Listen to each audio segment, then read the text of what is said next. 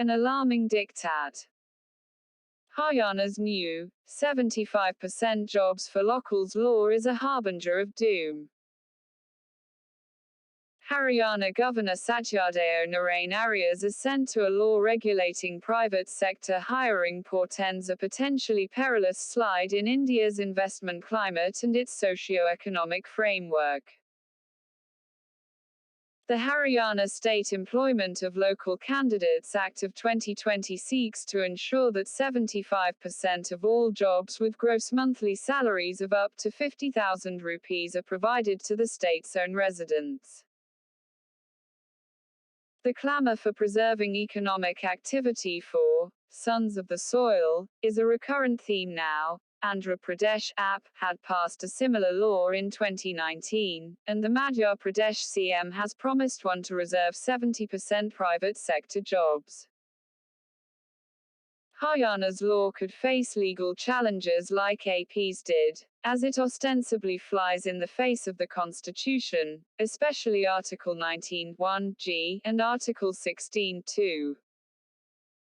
Operationally, the law imposes onerous and contentious responsibilities on key personnel of firms in the state, including those with as few as 10 employees.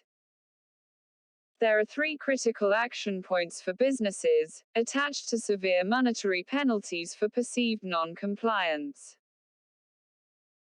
They need to register every employee earning 50,000 rupees on an official portal and employing 75% of locals in such jobs, presumably by removing existing non-Haryanvi employees beyond the 25% limit.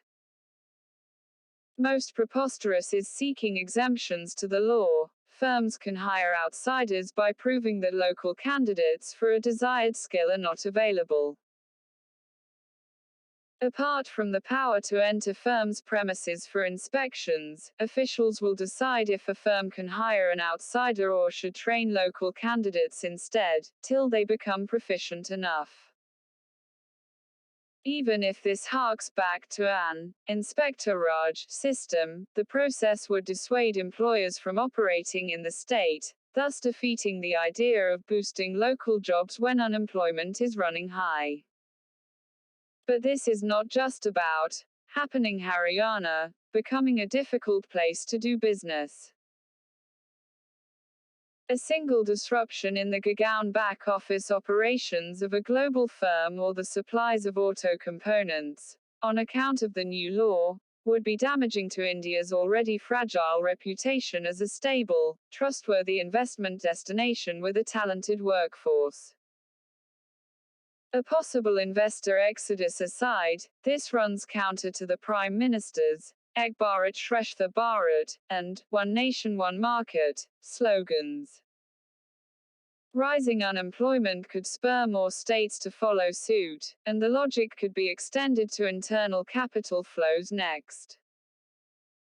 Bihar CM Nitish Kumar has already pointed out that Bihar's deposits into the banking system are not matched by credit disbursals into the state.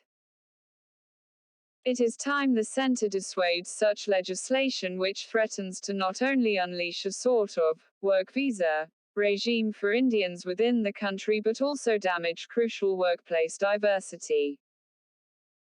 Immobilizing a much-vaunted young workforce and rupturing the social fabric with this push for insularity would be the start of an unstoppable slide.